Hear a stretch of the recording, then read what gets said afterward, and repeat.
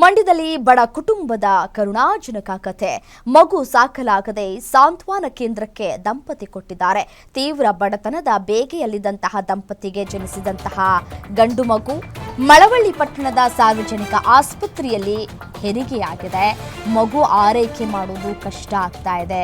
ಯಾರಿಗಾದರೂ ಕೊಟ್ಟುಬಿಡಿ ಅಂತ ಹೇಳಿ ತಂದೆ ತಾಯಿ ಕೇಳಿಕೊಂಡಿದ್ದಾರೆ. ತಂದೆ ತಾಯಿಯ ನಿರ್ಧಾರವನ್ನ ಕಂಡು ವೈದ್ಯರು ಮರುಗಿದ್ದಾರೆ. ವೈದ್ಯರ ಮನವೊಲಿಸಿದ್ರೂ ಕೂಡ ಅಂದರೆ ಪ್ರಯತ್ನವನ್ನು ಪಟ್ಟಿದ್ದಾರೆ ವೈದ್ಯರು ತಂದೆ ತಾಯಿಗೆ. ಆದರೂ ಕೂಡ ಪೋಷಕರು ಅವರ ತಮ್ಮ ನಿರ್ಧಾರದಿಂದ ಹೊರಗಡೆ ಬಂದಿಲ್ಲ. ಪೋಷಕರ ಅನುಮತಿಯ ಮೇರೆಗೆ ಆರೈಕೆ ಕೇಂದ್ರಕ್ಕೆ ಮಗುವನ್ನು ಶಿಫ್ಟ್ ಮಾಡಲಾಗಿದೆ. ಹೆತ್ತವರ ಕಠಿಣ ನಿರ್ಧಾರಕ್ಕೆ ಕಡು ಬಡತನ ಕಾರಣವಾಗಿದೆ. ನಿಜಕ್ಕೂ ಹ್ಯಾಟ್ಸ್ ಆಫ್ ಹೇಳಬೇಕು ದಂಪತಿಗಳಿಗೆ.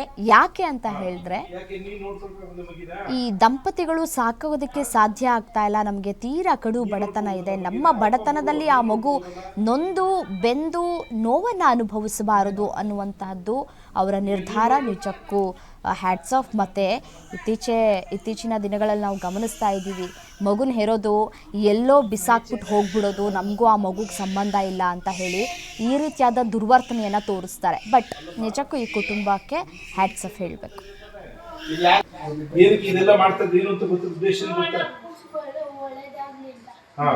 ಯಾಕೆ ನೀನ್ ನೋಡ್ಕೊಳ್ಬೇಕು ಮಗಿನ?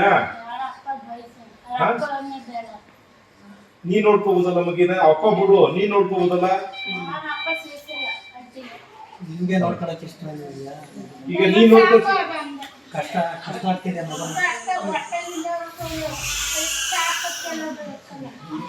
ಸ್ವಇಚ್ಛೆಯಿಂದ ಒತ್ತಿ ಕೊಡ್ತಾ